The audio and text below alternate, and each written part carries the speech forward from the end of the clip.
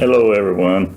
I want to talk a little bit tonight about Donald Trump, President Donald Trump, and exactly why he is hated so much.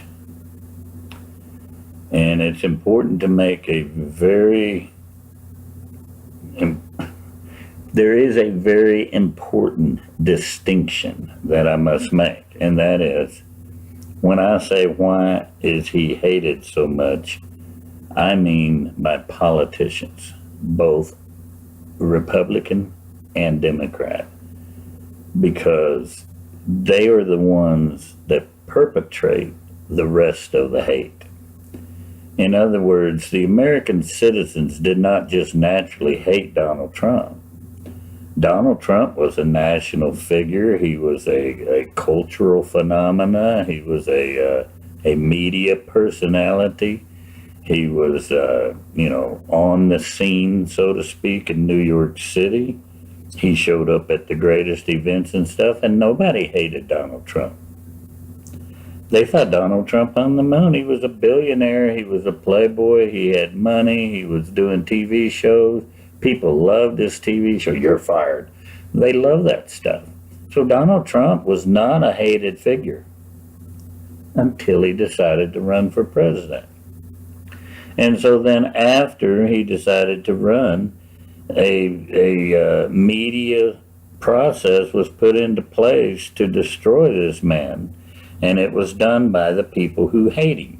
And those people are both Republicans and Democrats. And that's why you had the Never Trump movement, which was basically amongst the so-called conservatives within the Republican Party. But not just that, the establishment was against him as well. They hid this very well, but the establishment was much against Donald Trump from the get-go. And of course the Democrats were. And so what I'm talking about here is particularly why those individuals, the Democrat Party and the establishment Republicans and some conservatives, were against Donald Trump from the beginning. And we'll talk a little later about what they did to get everybody else to hate him. Okay? But the thing to understand is that, okay, you have a guy who runs for president. He wins the people over. He has these huge rallies with tens of thousands of people showing up. And yet, everybody in the Washington, D.C. area just seems to hate this man, viscerally hate this man. And after a while, you have to ask yourself, what in the world? I mean, I understand that he's a non-politician. He's an outsider trying to get in the game when he wasn't invited. That's all kind of understood. But the level and the extent of the vitriol that was thrown at Donald Trump is not relatable to just that. And so you have to search deeper and find out and wonder why. And I'll tell you exactly what it was. Lock her up. Lock her up, baby. That's what done it. When he started talking about this stuff at his rallies, and his fans started cheering, lock her up, lock her up. Of course, talking about Hillary Clinton. Everybody knew that this woman had committed crimes. And yet she was being given the easy treatment by the DOJ and the FBI. Everybody knew it because she was a politician, because she was very famous, because she was very powerful, and because she was the leader of one of the two major parties of the United States of America. You can't talk about locking her up. You can't talk about convicting somebody of a crime when they are that high profile. It just does not happen. And so this is what you need to understand. This is when everybody in the political establishment turned against Donald Trump in a very serious way. And the reason is because they don't play that. They don't play that in Washington, D.C. If you've been around for more than a few years, paying attention to what goes on in Washington, D.C., you know that most of the stuff that Hillary Clinton has done, barring the straight out lying about the email scandal, that's a little bit of a different level. But other than that, the selling of access to the State Department through the Clinton Foundation, the dirty money stuff, and all of the corruption that she's known to have done, that's standard fare for a politician in Washington, D.C.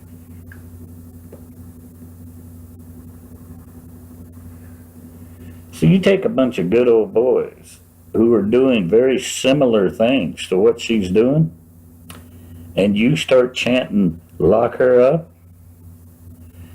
When Paul Ryan is watching that on TV, he doesn't hear, lock her up. He hears, lock me up. Because he knows he's guilty of many of the same things that she's doing, selling access to the United States government and selling out his constituents and the American people.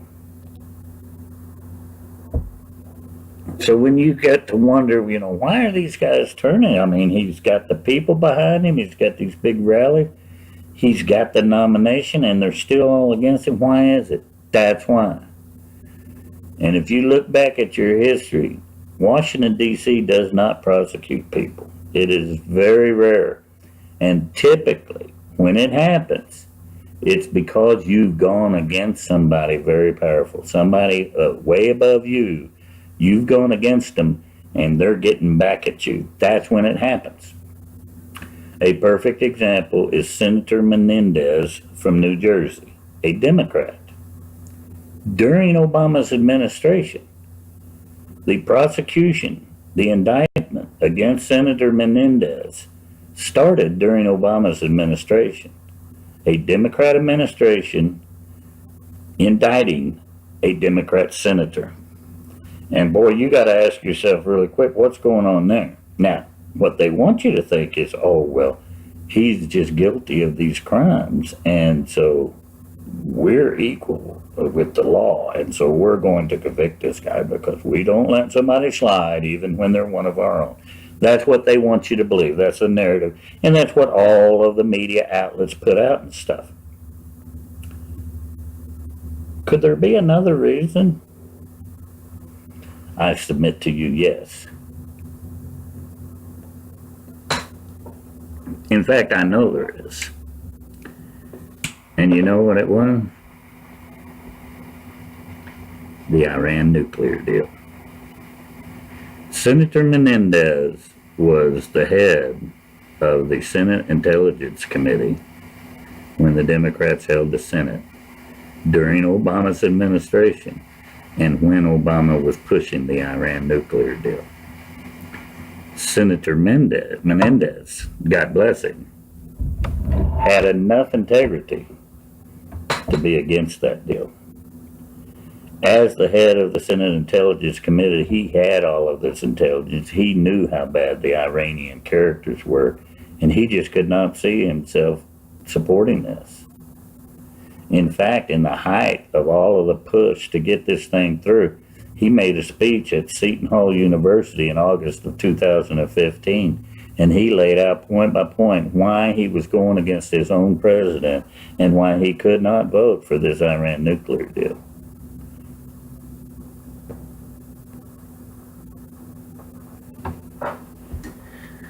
Well, there's an old saying, if you're going to shoot the king, you better be a good shot. You got to take him out, because if you don't, look out. And that's what happened to Senator Menendez. Barack Obama instructed his Department of Justice to prosecute Senator Menendez for no other reason than politics. The man went against his boss on one of his signature achievements in his mind of his presidency, and he would not allow it, and he would not allow other people to go along with him, and so he made an example out of it. If you look at the original stuff Menendez was accused of, it was improper gifts. He accepted improper gifts. You're all free thinking Americans. How many of the 535 members of Congress do you think accepted improper gifts? Yeah, 99 point something. We can figure that out later. But anyway, there's your key. That's why he went after him. That's why he was prosecuted. And this is the important thing to remember in Washington, D.C. You do not get prosecuted. It's an unwritten rule. They all go by it, left, right, and in between. We do not prosecute each other. We don't put each other in prison for what we do here every day. This is the threat that Donald J. Trump was to the swamp.